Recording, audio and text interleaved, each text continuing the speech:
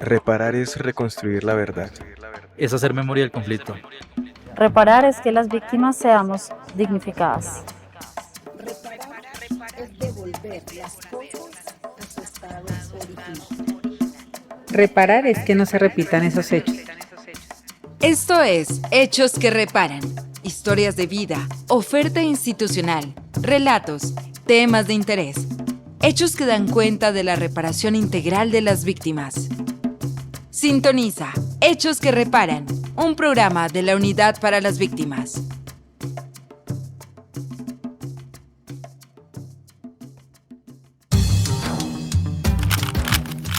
La Jurisdicción Especial para la Paz se trasladó a la ciudad de Medellín, en donde se adelanta una nueva audiencia sobre los denominados falsos positivos.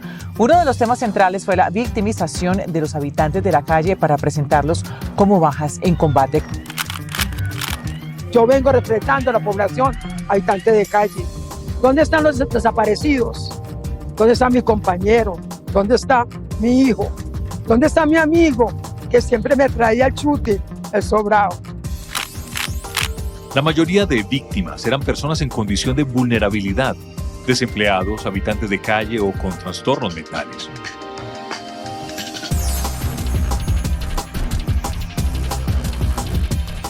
El Rubik. Historias y contextos del conflicto armado.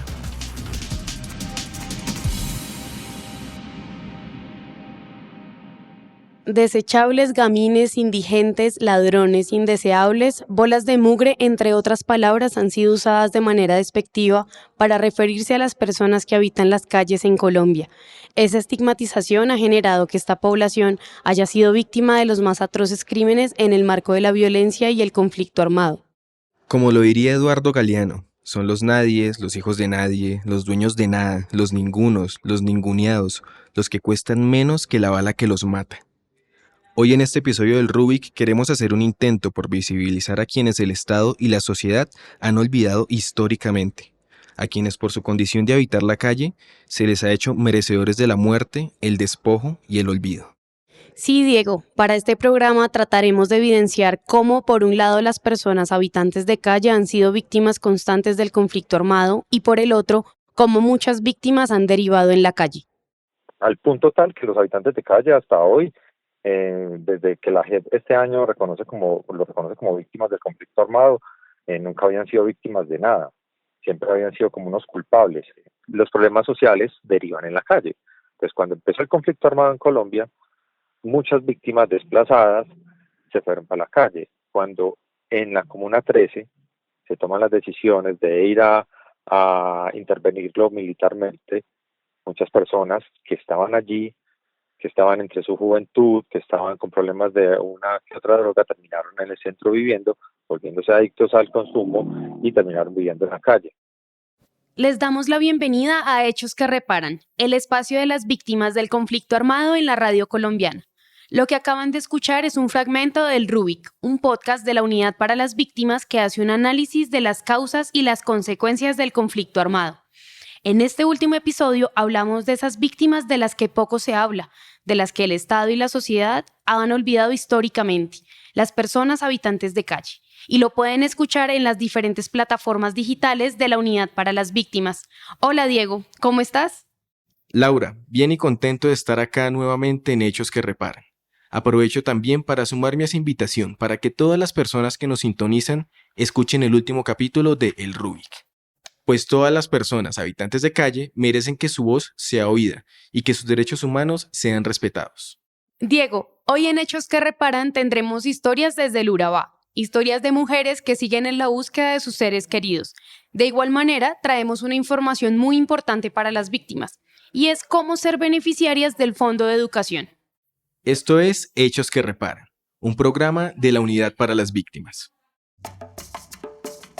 Hechos que Reparan. Una historia, una vida, historia de vida.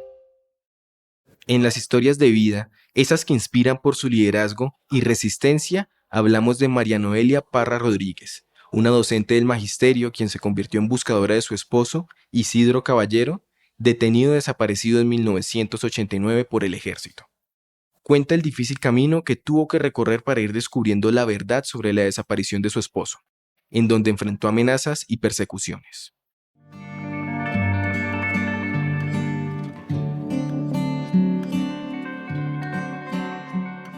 María Noelia Parra Rodríguez es docente del magisterio, pero el conflicto armado la convirtió en buscadora tras la desaparición de su esposo, Isidro Caballero, hace 34 años. Mi nombre es María Noelia Parra Rodríguez, soy docente, todavía activa en el magisterio. Me dedico al tema de ayudarle a la salud a los maestros y a su familia frente a las fallas de los servicios. Y sigo vigente en el tema de derechos humanos, ayudándole a algunas personas que acuden a uno por la experiencia nefasta que uno ha tenido en la búsqueda de la verdad y la justicia, y saben toda la trayectoria de un trabajo que se ha hecho durante mucho tiempo. Esta experiencia nefasta de la que habla es la desaparición forzada, un hecho victimizante que ha dejado más de 190.000 víctimas.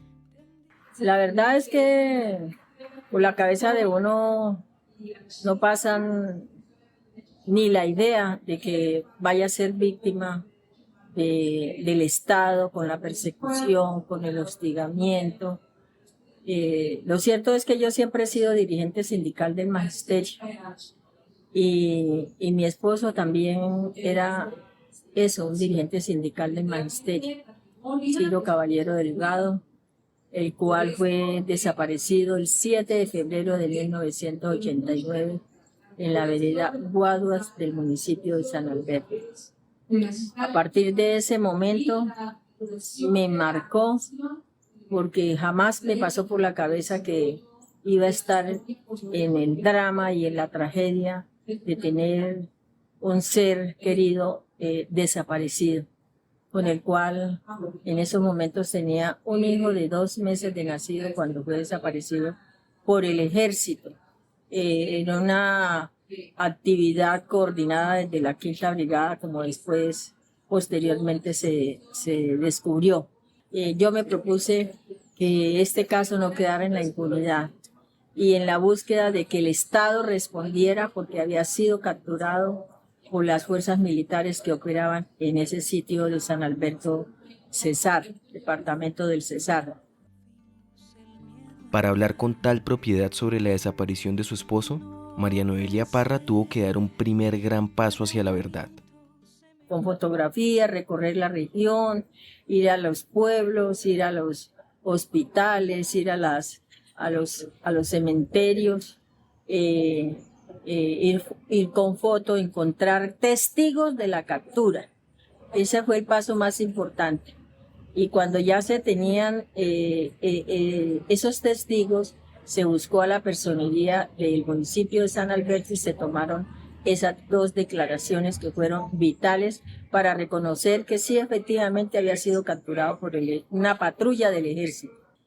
Y con motivo de la desaparición de Isidro fue que le pasaron una cuenta de cobro por haber firmado un manifiesto que fue entregado en la Casa de Nariño sobre los motivos del paro del 88, que tenía que ver con la movilización de los campesinos en el norte de Santander, en Arauca, en el departamento de Santander y Cesar. Se paralizaron las vías y no hubo transporte, y entonces esa fue la cuenta de cobro que le hicieron a Isidro con la desaparición forzada de él.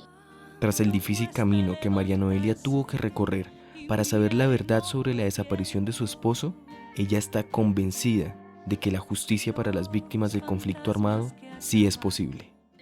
Medianamente ya hay un conocimiento de que se tiene el derecho las víctimas y las familias de reclamar a su desaparecido, para saber por qué ocurrieron las cosas, quiénes son los autores materiales, los intelectuales, y entonces todas las familias y todos los colombianos tenemos derecho a saber la verdad. Me tocó salir del país varias veces, inclusive irme para otro departamento por un buen tiempo y bajar el perfil, pero siempre no perdí el sueño. Efectivamente, todavía es posible en Colombia luchar contra la impunidad, la búsqueda de la verdad y la justicia.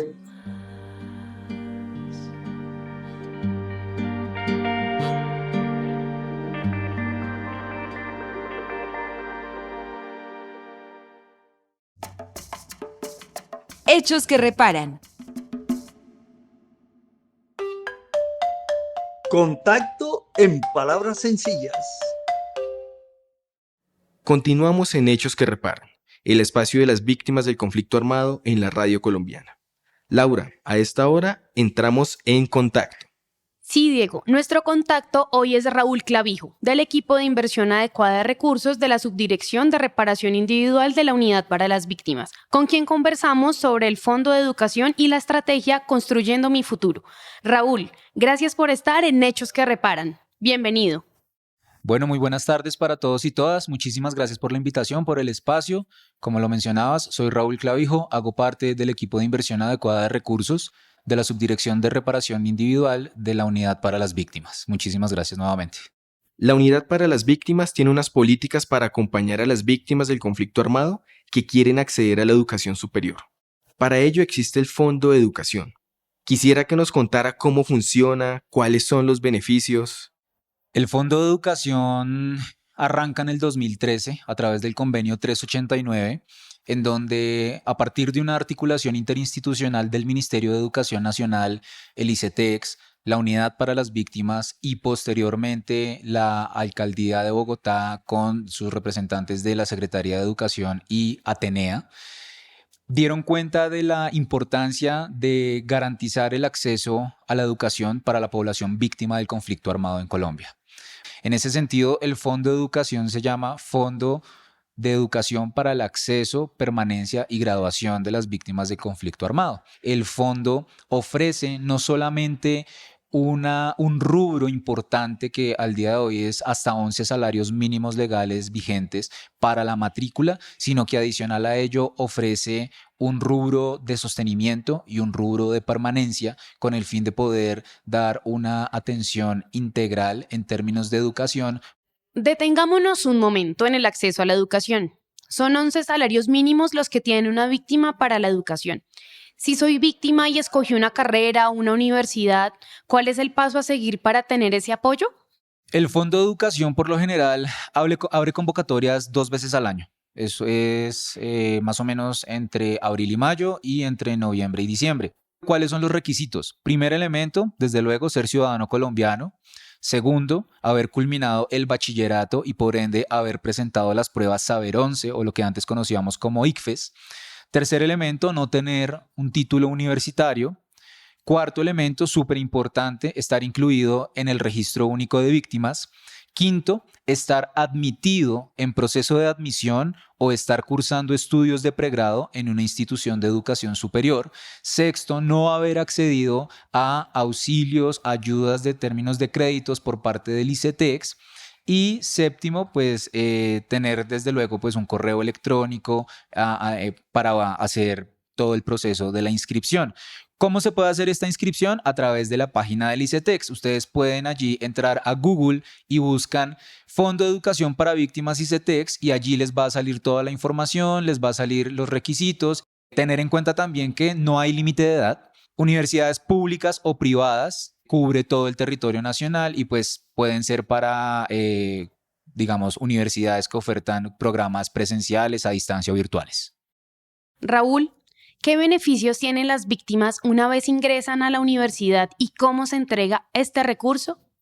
Es importante resaltar que el recurso, tanto de la matrícula como de permanencia y de sostenimiento, no se entrega directamente al beneficiario o a la beneficiaria, se hace el giro a las universidades. Es por eso que uno de los requisitos es estar admitido, estar cursando o estar inscrito en una universidad. Precisamente los beneficios de estos rubros o de estos elementos de permanencia y de sostenimiento son justamente garantizar en el tiempo la posibilidad que tengan los estudiantes y las estudiantes para poder graduarse sin verse afectados por las diferentes condiciones que puedan suscitarse en la dinámica universitaria. Ejemplo, quedarse sin plata para las copias. Ejemplo, no tener para almorzar. Ejemplo, no tener para el transporte. El objetivo de estos recursos es precisamente garantizar que la gente no tenga que pasar por estas necesidades para enfocarse y concentrarse en sus estudios. Raúl, una claridad. ¿Esto es una beca? ¿Es un préstamo? Es importante también resaltar que esto es un crédito. Es 100% condonable, pero es un crédito, no es una beca. ¿Eso qué quiere decir? Que hay que cumplir con una serie de condiciones o con una serie de criterios o obligaciones para justamente al finalizar la carrera no quedar con la deuda. Esto tiene simplemente 2 elementos obligatorios para la condonación. Primero, gradúese. Gradúese de la carrera y de la universidad en la que usted previamente le dijo al ICETEX que iba a estar estudiando o que estaba estudiando. Y segundo, participe en la estrategia Construyendo mi Futuro. Esos 2 elementos ya son el garante para poder hacer el ejercicio de la condonación. Hay algunos compromisos una vez se gradúan, según la estrategia Construyendo mi Futuro. ¿En qué consiste?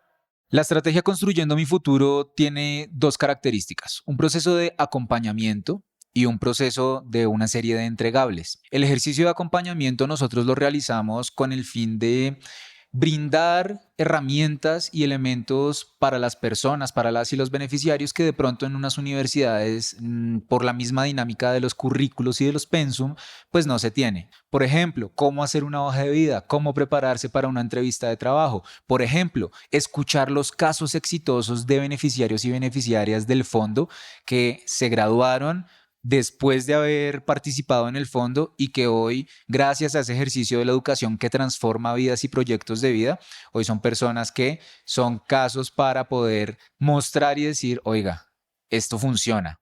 Y obviamente hay unos elementos que tienen que entregar, reconocer las diferentes inteligencias de las personas, reconocer los diferentes intereses personales y profesionales de las personas, también reconocer que participar en la estrategia Construyendo mi Futuro no puede ser una carga adicional a la que ya tienen las personas que seguramente estudian y trabajan, sino que debe ser un ejercicio en donde ellos y ellas puedan poner sus conocimientos a funcionar para transformar no solamente su vida, sus familias, sino sus comunidades. Ustedes hacen un acompañamiento permanente, pero existe el riesgo de la deserción por diversos motivos. ¿Hay acciones para evitar que se retiren de la universidad? Diferentes elementos relacionados con, por ejemplo, el choque cultural, el hecho, por ejemplo, de ser de una zona rural o simplemente el reconocerse como víctima del conflicto armado. Justamente ese ejercicio de acompañamiento desde la estrategia Construyendo mi Futuro reconoce la importancia y ha planteado una serie de acciones con el fin de poder atender de manera ágil, oportuna y eficaz y eficiente esos casos particulares, esos casos en donde reconocemos que hay una situación que se está presentando que está afectando la dinámica universitaria de la persona y allí nosotros entramos también a dialogar con bienestar universitario porque bienestar universitario es un actor fundamental y primordial en el ejercicio de garantizar la permanencia y evitar que la gente deserte y pues que se vaya de la universidad. Y finalmente, Raúl, después de este proceso viene el asunto laboral. Para conseguir trabajo, ¿ustedes tienen alguna incidencia? ¿Qué viene después? Desde la estrategia Construyendo mi Futuro, hemos dado cuenta a través de las charlas, las conversaciones y los comentarios de beneficiarios y beneficiarias de qué manera desde el fondo nosotros podemos aportar o apoyar en el ejercicio de la inserción de la empleabilidad, ¿cierto? Estamos adelantando acciones relacionadas con hacer un mapeo, un panorama de cuáles son esas carreras, cuáles son esos perfiles, condiciones en términos, por ejemplo, de años de experiencia y demás que ahorita pues son muy relevantes para el mercado laboral y adicional a ello pues estamos haciendo un ejercicio de acercamiento a la oferta de vacantes o de plazas a la base de datos que nosotros tenemos de beneficiarios y beneficiarias que ya se graduaron del fondo, que ya se graduaron de las universidades y que ya pues condonaron su crédito en el fondo. Hechos que reparan. Desde la unidad, información de primera voz. Tras la delicada situación de confinamiento y desplazamiento por presencia de actores ilegales a más de 3.000 personas del sector del corredor Puerto Asís-La Lea, inspección de Piñuña Blanco en Putumayo, reportado en el mes de septiembre, la unidad para las víctimas se vinculó en la atención y ayuda humanitaria brindadas por el gobierno departamental y municipal con la entrega de más de 1.000 kits de alimentos y aseo. Se está en constante comunicación con el municipio para apoyar, si así lo deciden, el retorno de 19 familias desplazadas y en la verificación de la integridad de las comunidades que continúan en confinamiento.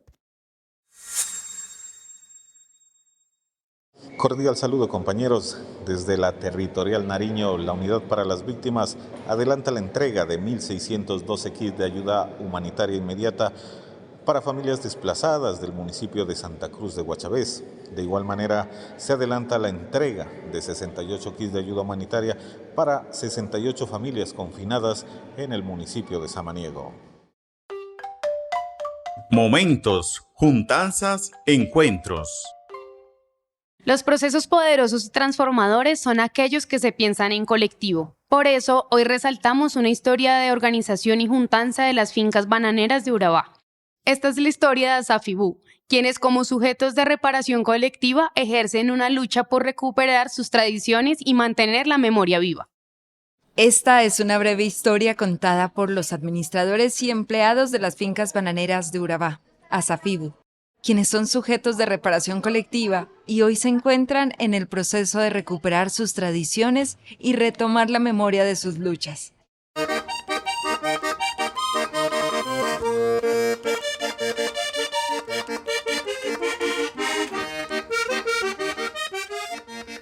Se ponían grabadoras, se colgaban de un nylon en las empacadoras y se ponía música vallenata, sobre todo era lo principal. De vez en cuando llevaban cassette específicamente, pero más que todo eran las emisoras, se ponían las emisoras de música y eso ambientaba muy alegremente pues la labor. Todo el tiempo, inclusive durante la violencia, eso amainaba un poquito los temores y distraía a uno de lo malo que había. Uriel de la Osa, representante de Asafibú, recuerda cómo era un día cualquiera en las fincas bananeras de Urabá. En el 83 empezó a gestarse una historia que se cuenta desde la voz que resurge desde la resiliencia, la de los administradores y trabajadores bananeros. Y éramos muy unidos también, como administradores, como gremio. Ya a partir del 83, cuando ya vino esa violencia y esa matazón de administradores y empleados, ya cambió mucho el panorama porque ya nos levantábamos con miedo. La familia de uno también empezó a tener temores y ya uno era pensando, ¿regresaré vivo o no acá a mi casa? Y la mujer también y los hijos pensando también en que le podía pasar a uno alguna cosa. Entonces muchas veces llegaba uno a la finca y encontraba gente armada allá, uno sin saber si era que lo estaban esperando a uno o alguna cosa. Y era un tiempo de mucha zozobra que inclusive nos mermó mucho nuestra capacidad laboral, porque teníamos miedo realmente. En un abrir y cerrar de ojos, se encontraron atrapados en un ciclo de violencia por parte de los grupos armados ilegales, mientras intentaban ganarse la vida y sostener los albores de la producción bananera. El conflicto no les daba tregua, dejando cicatrices profundas, tanto físicas como emocionales, como lo narra Aide Torres. Los daños que causaron a Asafibú el más impactante fue la desintegración debido a los daños, digamos, que se presentaban en el momento, como eran los desplazamientos forzosos, las amenazas, las extorsiones y sobre todo lo más impactante, la pérdida de los compañeros día a día. Esa era la más importante y que los que alcanzábamos a irnos eran los más favorecidos. Llegó también a un punto donde se imposibilitaba el ingreso a las fincas de nosotros porque éramos objeto militar de ellos. porque éramos los que estábamos siempre en Hechos que el reparan. peligro y en la amenaza en el momento de llegar. Y hubo un momento donde nosotros tuvimos que manejar claves para evitar que pasaran situaciones mayúsculas, o sea, situaciones graves, de avisarle a un compañero no llegue porque, cierto, teníamos la oportunidad de hacer eso, hay veces que no. También nos vimos en la obligación de hacer reuniones en lugares diferentes a la oficina. Entonces fueron muchas cosas que se nos fue cerrando el círculo de manera que nuestro presidente fue de pronto el impacto mayor porque se tuvo que ir de la zona. La unión los mantuvo firmes ante los desafíos que enfrentaron como administradores de fincas bananeras en el Urabá.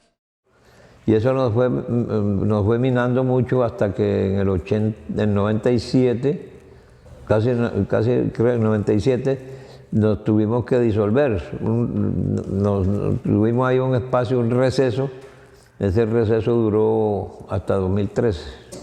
La violencia que ya no aguantábamos más, ya económicamente, los proyectos que teníamos, todo eso se fue acabando. Entonces ya tuvimos que tomar otro rumbo. Mucha gente, los desplazamientos y toda esta cosa de la gente, ya esas masacres, eso nos afectó demasiado. En medio de la oscuridad, Asafibo se embarca en un proceso de reparación colectiva. En el año 2016, un rayo de esperanza comenzó a brillar para cerca de 163 integrantes que hoy continúan en su lucha por el resarcimiento de los daños. Y entonces ya nos reunimos y empezamos a trabajarle a esta cuestión de la reparación colectiva, de la indemnización individual y a reclamar estos derechos. Ellos nos abrieron los ojos, los que en otra época fueron nuestros verdugos. Ahora, Asafibo se prepara para un gran bazar, con el cual esperan convocar al gremio bananero y rescatar esas prácticas que por causa del conflicto tuvieron que abandonar. Y la invitación es que los llevo es a que participen de todos estos espacios que nosotros mediante una reparación vamos a ir retomando esos espacios y sobre todo dando una esperanza. Hechos que reparan. No olvidamos pero perdonamos y damos una esperanza de que volvemos a resarcir para crear esos espacios de compartir, de visualizar sanamente la situación en cuanto a lo que es la diversión, el compartir.